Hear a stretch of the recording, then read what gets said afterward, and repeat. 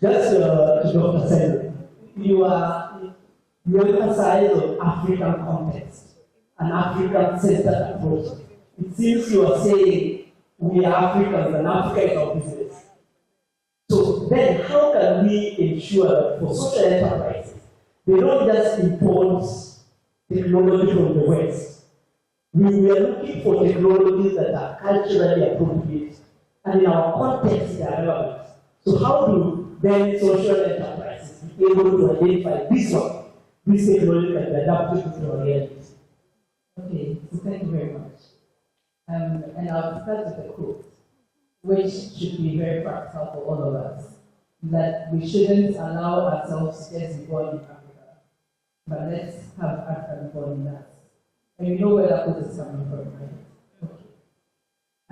I'm bringing that up, and I would actually tie a bit of what Prof said into my response. When we talk African-centeredness, a lot of times when we hear, African-centered approaches and all of that, we are thinking about, wearing African fabrics, keeping natural hair, wearing earrings that are made of wood. Then we know that, okay, we are African, right? But it goes way beyond that. It goes to our appreciation and understanding of what our agency is and how urgent this agency must be. And this is where I'll tie it to where Prof left off at.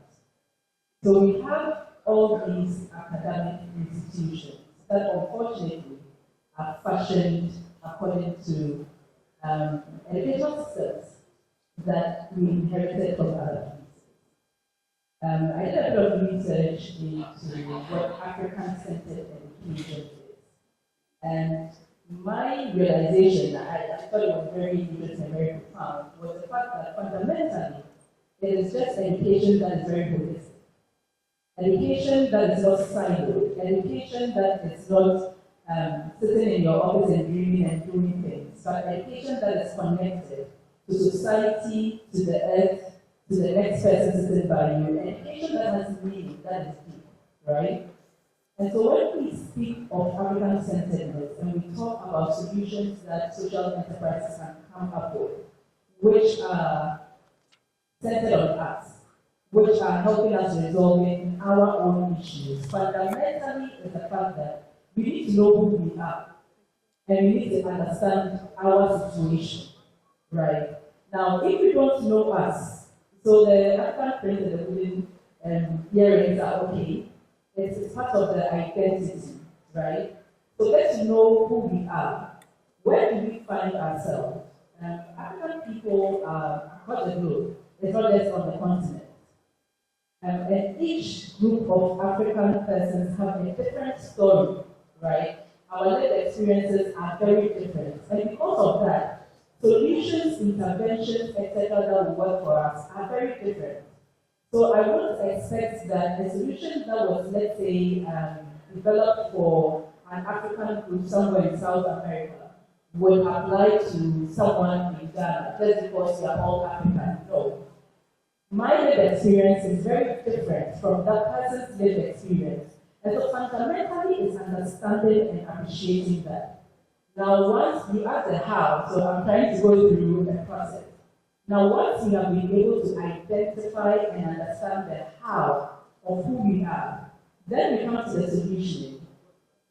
I find it very interesting when we speak about academia and industry, and we are not different. And that is where the African-centered education comes in, because it's all tied in as one. There's no difference between an academic institution and the community it's in, and the economics of what's going on, and the innovations that are coming. There's no difference. There's no difference in that. We are one unit.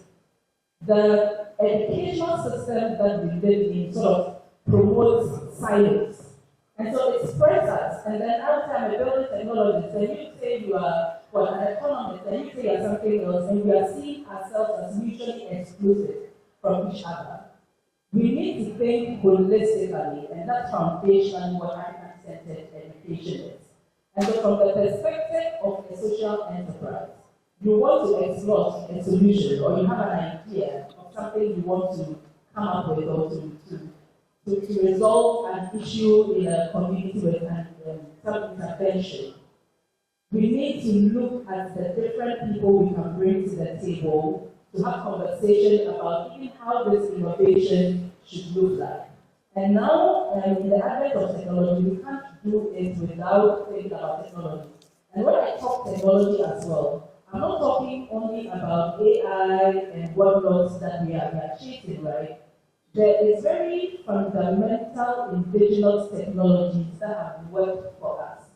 I always say that as a person, your food, your medicine, the things that will advance you are within the area that you find yourself in.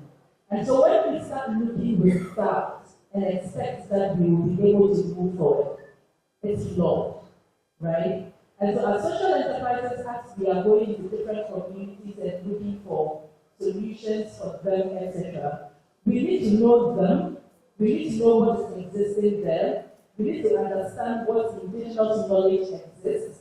Then we can look at some ways of modifying modifying these indigenous technologies so that they are more relevant to what we are doing.